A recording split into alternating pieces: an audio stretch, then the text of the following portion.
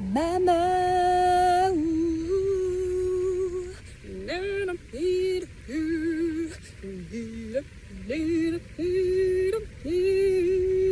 carry on, carry on.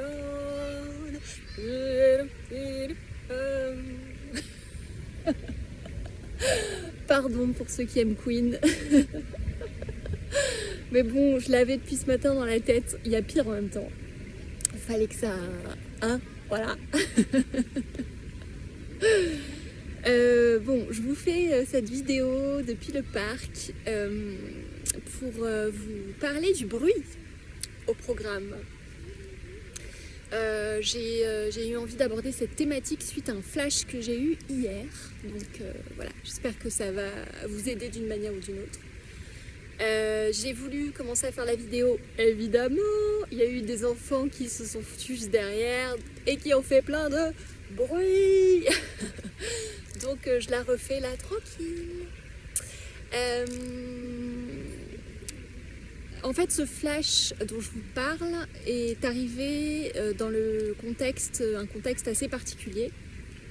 On a une voisine dans l'immeuble qui a eu l'habitude de taper nuit et jour avec son mec. Et puis les voisins ont pété un câble, donc elle a arrêté. Mais en fait, elle continue à faire énormément de bruit très tard le soir et très tôt le matin. Ce qui fait qu'on ne dort pas beaucoup. Moi j'ai eu des problèmes de santé, mon voisin d'à côté aussi, bref. Le syndic est intervenu, et ça l'empêche pas de continuer. Donc on pourrait dire, cette meuf c'est Shaitan, c'est le diable, vite une séance de tarot pour savoir qu'est-ce qui se passe, c'est quoi l'histoire. Mais en fait, je vais vous dire, je m'en fous. Parce que de toute façon, j'ai pas de contrôle, absolument pas de contrôle sur la situation. Donc j'en ai un peu rien à faire de savoir pourquoi, comment, ceci, cela. Par contre, ce que je peux contrôler, c'est la manière dont moi j'interprète la situation et le comportement. Et en fait, hier, je me suis demandé, mais pourquoi elle continue à faire des bruits comme ça, improbables en plus. Pas forcément pourquoi de son point de vue à elle, mais pourquoi moi ça me qu'est-ce qui se passe en gros dans la manière dont j'interprète le bruit. Et là, je me suis souvenue d'un petit garçon que j'avais rencontré dans un restaurant, une espèce d'espace partagé resto. Il y avait plein d'enfants qui jouaient autour de moi et qui chacun avait ses petites activités, quoi. Et parmi eux, il y avait un petit garçon qui devait avoir, 2-3 ans. Et il y a un avion qui passe, désolé. Et en fait, donc il y avait un espèce de brouhaha avec tous ces enfants. Et ce petit garçon, d'un coup, s'est mis à prendre des jouets et à les jeter par terre de manière très violente. Et ça faisait vraiment du bruit, quoi. Et j'avais discuté, sympathisé un peu avec ses parents.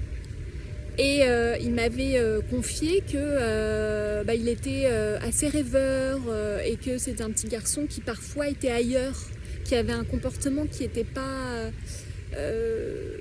autiste, mais pas Asperger, mais limite, je pense. Enfin bref, eux s'inquiétaient aussi de voir comment il réagissait en groupe. Et moi, j'ai pris le temps de l'observer, ce petit. Et je me suis rendu compte que quand le volume sonore augmentait et qu'il y avait une sorte de condensation d'énergie collective, et dans ces moments-là, c'est dans ces moments-là en fait qu'il jetait les choses et qu'il faisait ce vacarme, comme s'il avait besoin de faire plus de bruit que les autres pour s'entendre lui-même. Et je l'avais partagé aux parents à ce moment-là, je me souviens, et je leur avais dit, mais en fait, pour moi, c'est censé ce qu'il fait. C'est censé parce que ça suit une logique par rapport au groupe et par rapport au bruit de groupe. Et donc j'ai commencé à jeter aussi des trucs comme lui.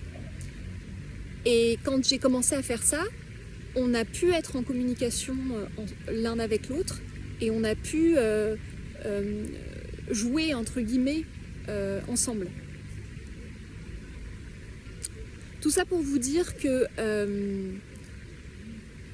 je crois que j'ai compris en fait que les personnes qui font du bruit comme ça et qui de manière apparente sans aucune raison et surtout de manière agressive et voilà, je pense que ce sont des personnes qui ne s'entendent pas, de même que les personnes qui ne parlent pas du tout. Je pense que ce sont des personnes qui ne s'entendent pas et qui ont une énergie qui n'est pas, qui est beaucoup plus, on va dire, qui est moins forte en fait que leur environnement.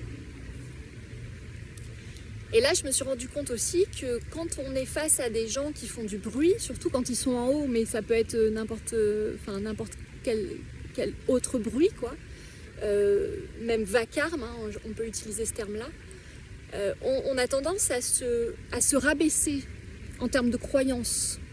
En tout cas, moi j'ai remarqué que face au bruit très fort comme ça, j'ai tendance à me voir toute petite et à me recroqueviller un peu comme, vous savez, les animaux, là, les tardigranes, enfin bon bref. En tout cas, à me contracter et à me voir surtout toute petite. Et hier, quand j'ai compris que finalement, elle devait... en tout cas, moi, j'interprète ça comme la nécessité de se faire, de s'entendre parce que elle a une énergie qui n'est pas forcément haute.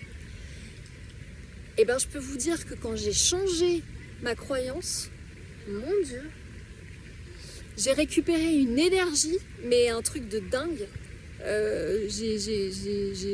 J'étais on fire, quoi. Et je me suis vue, en fait, je me suis plus du tout vue dans cette situation de la même manière. Et j'ai entendu mon propre champ d'énergie. Et je ne sais pas si ça vous est déjà arrivé d'entendre votre propre champ d'énergie. C'est comme vous savez, les orchestres d'enfants où tout le monde tape, où tout le monde joue d'un instrument, mais n'importe comment, pas du tout en rythme, où c'est le chaos total. Et ben c'est ça qu'on entend. J'essaierai de préciser dans une autre vidéo ce truc-là, mais c'est très particulier. Mais c'est comme si c'était une douche, certains parlent de douche d'énergie. C'est comme si on entendait tous les sons du monde condensés en fait, c'est très particulier. Mais du coup, quand on entend son propre champ d'énergie, et moi je sais qui je suis, je sais que mon énergie elle est pas mal, quoi. Donc juste en fait j'y croyais pas. Et grâce à cette nana, j'ai changé mon regard là-dessus. Et quand on entend son chant, mais c'est tous les bruits les plus hardcore autour, ça fait rien en fait, ça n'impacte plus parce qu'on est vraiment dans son chant. C'est très particulier. Mais tout ça pour vous dire que quand vous vous retrouvez dans n'importe quel contexte, observez par curiosité qui fait le plus de bruit. Et demandez-vous si cette personne est réellement en confiance, est réellement sûre d'elle et si elle est réellement dans son énergie. Enfin bon, elle n'est pas chercher midi à 14 non plus, mais en tout cas, voilà. C'est bien de renverser, je trouve, la croyance qu'on pourrait avoir en se disant l'autre fait plus de bruit, donc il a plus de force. En réalité, non, c'est complètement l'inverse. C'est l'autre fait plus de bruit, donc il est plus vulnérable. Et donc par conséquent, moi, je suis dans mon énergie. J'ai pas besoin en fait j'ai juste besoin de m'entendre et j'ai juste besoin de changer la croyance. Vous allez voir ce que ça fait. Vraiment, tentez, ça vaut vraiment le coup.